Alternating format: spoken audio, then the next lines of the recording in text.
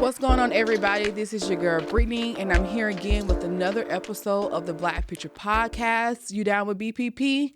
Yeah, you know me. Well, this time I am solo. I don't have a special guest or a co-host with me, but it's fine. We'll get through it. I'm coming at you with a quick film review. I was invited to a private screening for a film that's out now in theaters. It's called Watcher at the Ram. It is a sci-fi anime film. It's written and created by Michael Andrews.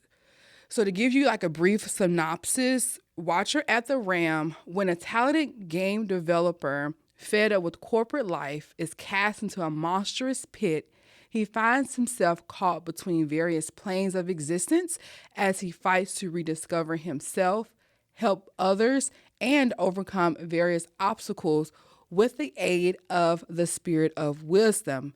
It's inspired by the narrative spoken word album, Kaboom.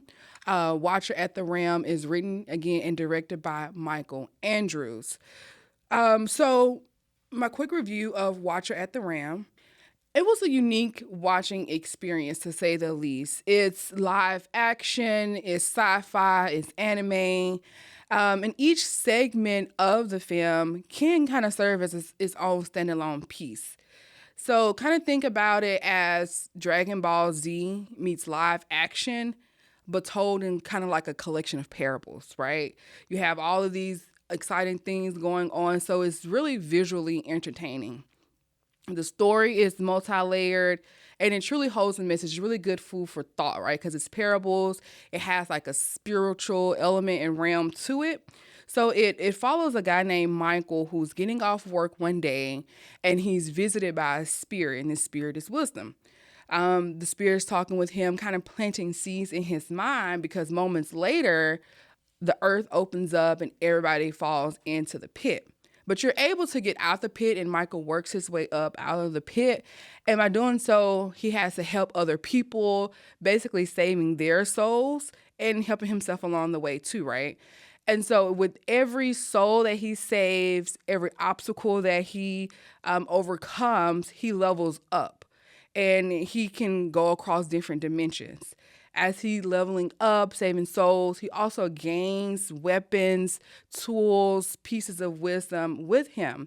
At one point during the film, they're using a graphic with his stats on it, like what Mortal Kombat. I don't play video games, so I'm just going to name some video games like Mortal Kombat or The Witcher. So it has that on it, and it's also based on a video game. So I think that element of it was cool. Again, it has those spiritual vibes. To me, overall, the film was very creative. Again, it has animation, it has graphics, cartoon, video games, but in live action. It kept my attention throughout the film. I would say, the film is a little unconventional when it comes to the rules of filmmaking. I think the filmmaker was a software or is a software developer and not essentially a filmmaker. So he knew how to edit and put all these graphics and animation in, but the basis of filmmaking, camera angles, shutter speed, things of that nature, he was working towards. But I would say that the message and the intent of the film really overshadow its flaws, right? It really kept you engaged. The music was on point. The music was very dramatic and added to that piece of it. So it really kept you intertwined despite all the other flaws, right? So I say definitely check out Watcher at the Ram. Also check out the filmmaker at Polycrafted Entertainment. They have previews going on YouTube, so be sure to support. So that's just my quick film review of Watcher at the Ram. I appreciate them inviting me to the private screening. It was a test screening. We gave our feedback, and it was a really great experience. And so again, I highly recommend that you watch Watcher at the Ram. Peace.